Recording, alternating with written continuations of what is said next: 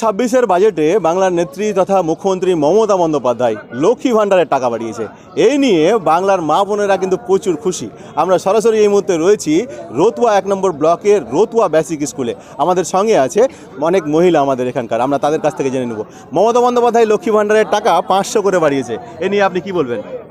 আমি আর কি বলবো, বাড়িয়েছে সবার জন্যই, সবাই খুশি। আপনার অনুভূতিটা কি, কেমন লাগছে আপনাকে? ভালোই আছে। ভালো লাগছে। আপনার নাম? আমার নাম ইতি মণ্ডল। কোন অঞ্চল থেকে আপনি?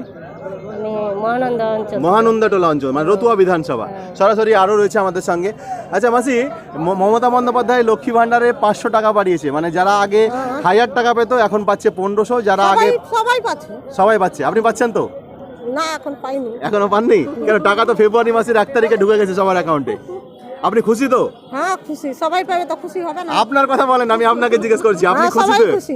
আপনি খুশি? মমতা বন্দ্যোপাধ্যায়কে ধন্যবাদ দেবেন না? দিবই। অশেষ ধন্যবাদ মমতা বন্দ্যোপাধ্যায়কে। সরাসরি আমরা রয়েছি আরও একজনের কাছে আমরা যাব, তারপরে কিন্তু আমরা আমাদের আজকের ব্লগ শেষ করব।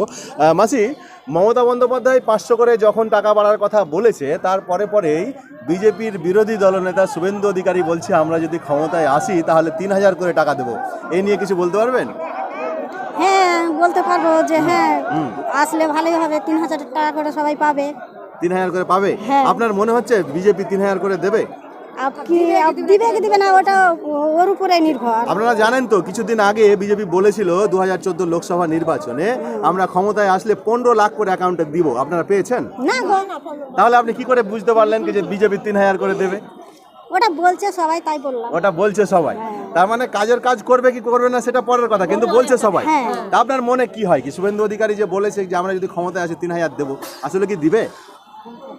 সেটা আমি কিভাবে বলবো? আরে যাই হোক, আপনি লক্ষ্মী ভাণ্ডার পাচ্ছেন তো? না, পাচ্ছি না। পাচ্ছেন না কেন? আপনি লক্ষ্মী ভাণ্ডার পাচ্ছেন না? আপনি আবেদন করেননি? করেছিলাম, হয়নি। হয়নি এখনো? আপনার বয়স কত? হয়ে গেল মোটামুটি তোমার 37 বছর। 37 বছর। বিডিও অফিসে জানিয়েছেন? আপনার নাম? শান্তি মণ্ডল। শান্তি মণ্ডল। মণ্ডল। কোন অঞ্চল থেকে? মহানন্দাটোলা অঞ্চল থেকে। আমরা সরাসরি এখনই কথা বলছিলাম, এই মহিলা বলছে আমার লক্ষ্মী ভাণ্ডার হয়নি, শান্তি মণ্ডল। তো আমি আবেদন করব রতুয়া 1 নম্বর ব্লক প্রশাসনের কাছে, বিষয়টি খতিয়ে দেখে তার যদি লক্ষ্মী ভাণ্ডার নাই হয়ে থাকে তাহলে তাড়াতাড়ি তাকে লক্ষ্মী ভাণ্ডার করে দেওয়ার ব্যবস্থা করা হোক।